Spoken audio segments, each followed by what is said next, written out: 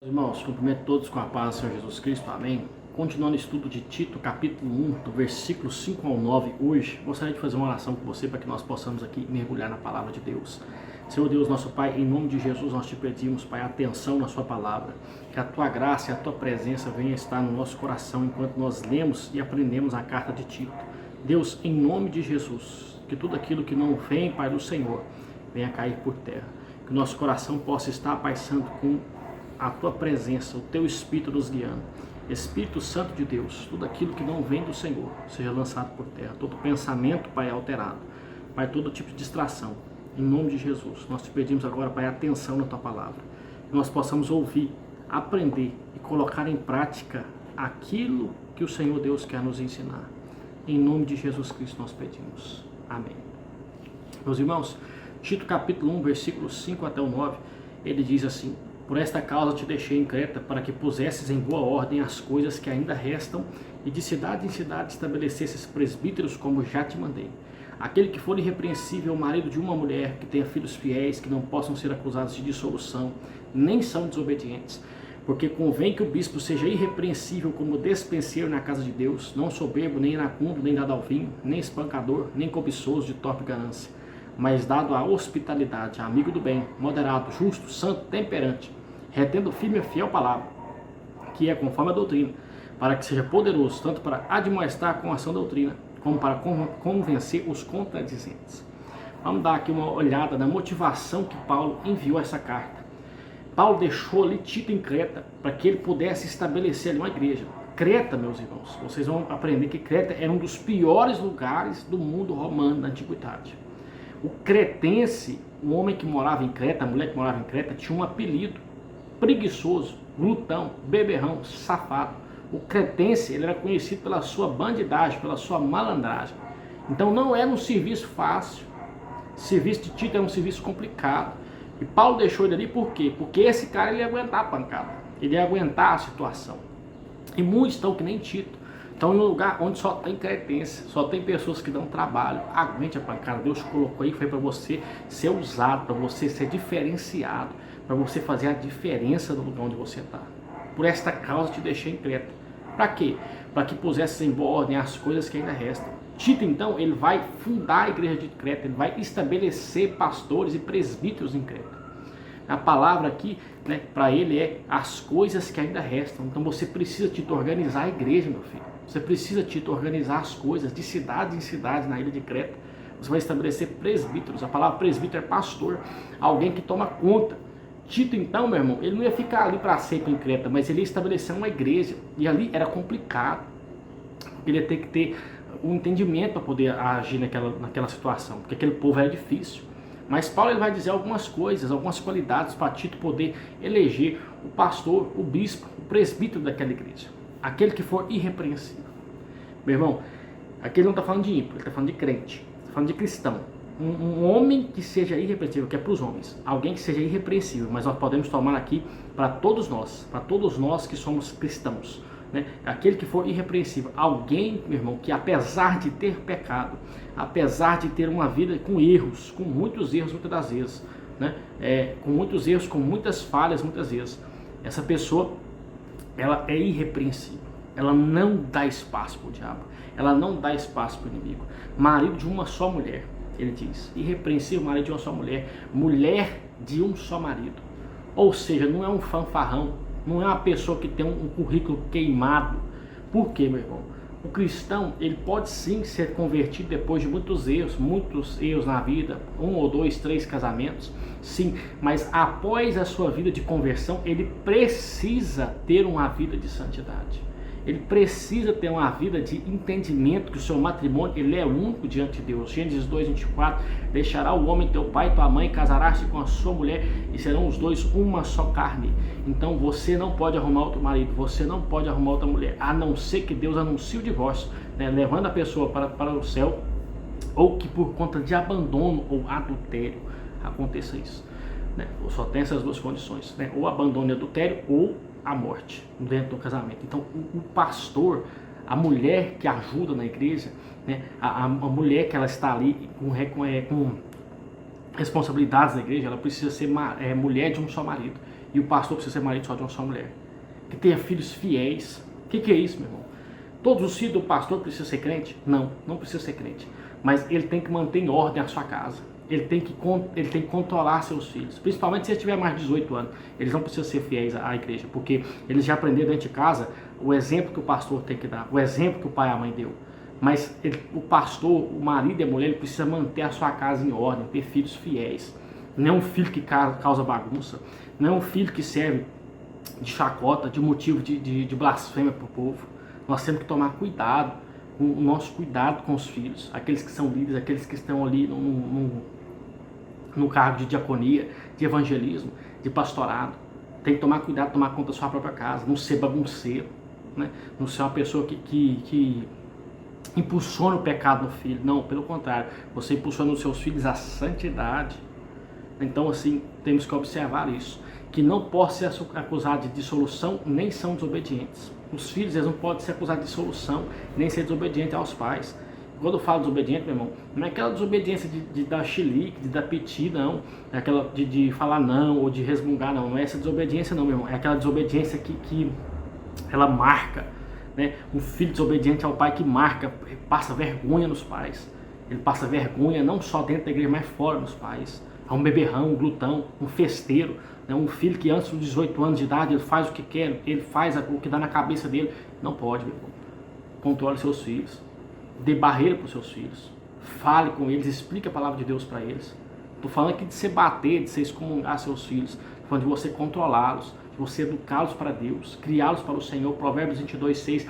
Educa a criança no caminho que deve andar. Você tem que seguir no caminho e ela vai seguindo junto com você. Você vai ensinando através do seu exemplo, porque você tem falhas. O único que não tem falhas é Cristo. Os seus filhos têm falhas. Erra o crente, erra o cristão que acha que os seus filhos são sem defeitos, indefectos, né? Não tem defeito, né? Eles não têm nenhuma falha. Tem falha sim, seus filhos têm falha sim, a minha filhinha tem falha sim, porque dentro deles tem a natureza pecaminosa de Adão. Eu e você precisamos entender que nós temos que ser fiéis com nossos filhos, e eles têm que ser fiéis à palavra de Deus. Não é você arrastar seu filho para a igreja na base da porrada.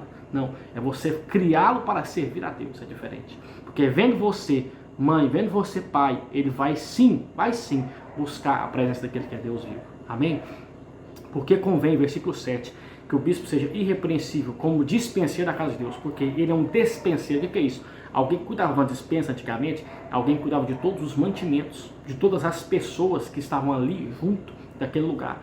Dentro do castelo existia um dispenseiro, alguém que fazia com que os mantimentos chegavam, os recursos chegavam.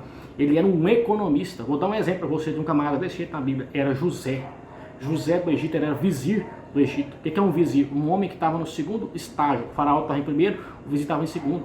Ele era o segundo homem mais importante do Egito. Ele era um dispenseiro da casa de Deus. O pastor é um José da casa de Deus. Ele precisa entender que ele é um dispenseiro, alguém que cuida das pessoas, alguém que está ali para cuidar. Ele é como um técnico de futebol, ele arma as jogadas do time, ele põe os atacantes para correr, ele põe os pontas para correr, ele põe os meios de campo para passar o passe, para poder marcar, o volante para marcar, o zagueiro para poder marcar, os laterais para poder correr, o goleiro para defender, para sair na hora do escanteio. Estou dizendo isso aqui para você entender.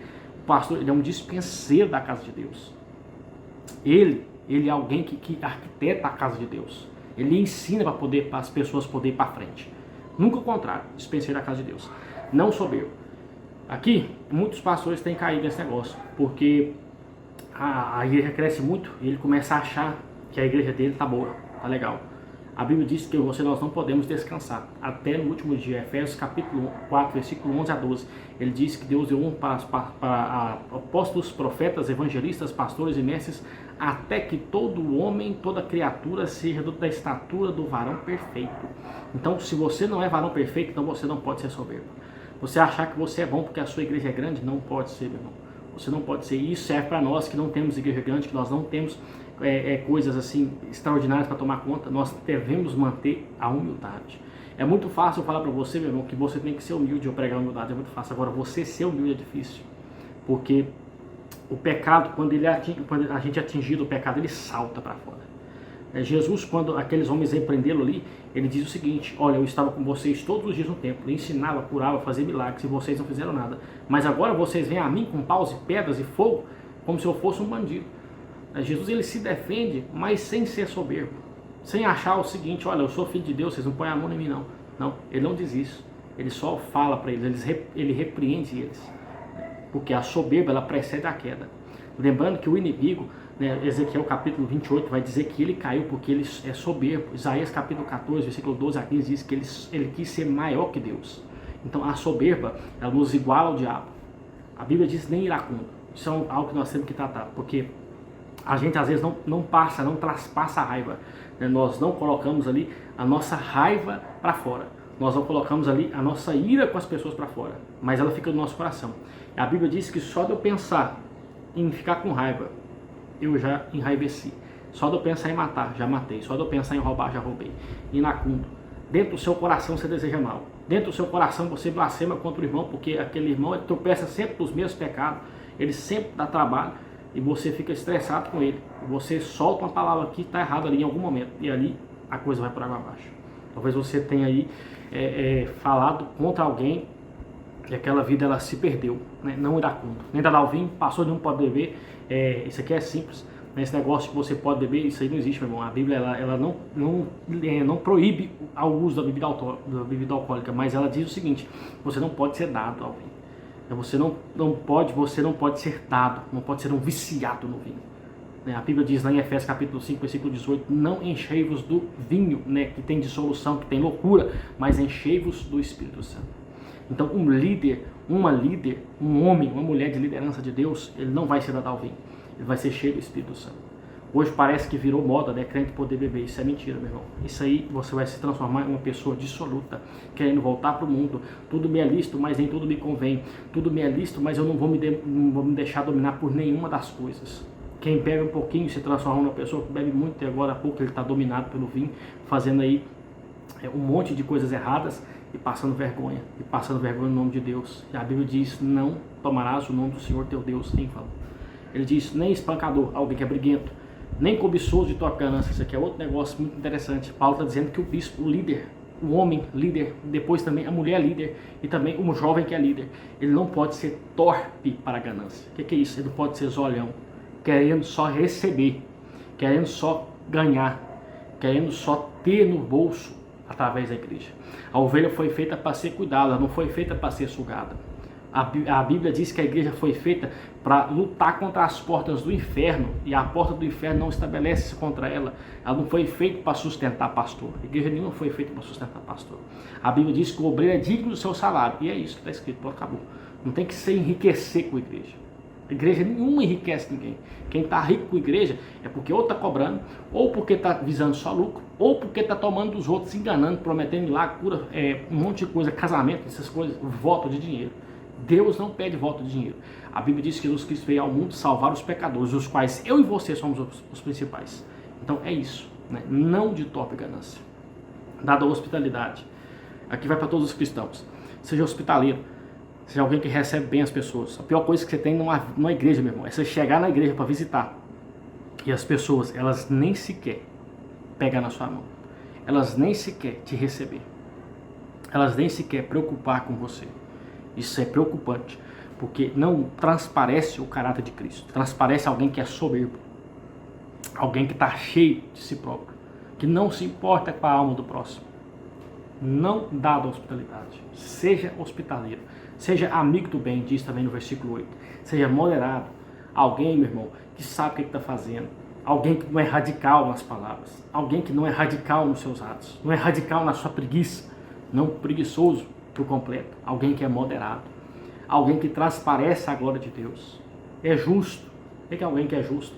Alguém que sabe o que é certo e o que é errado, alguém que tem bom senso, alguém que tem entendimento, segundo a palavra de Deus, não é segundo o seu próprio raciocínio, é segundo a Bíblia, segundo a palavra de Deus. Você é justo, você ajuda os que precisam, você conforta os que estão abatidos, você ensina os que não sabem, tu é santo. Ele diz no versículo 8, santo.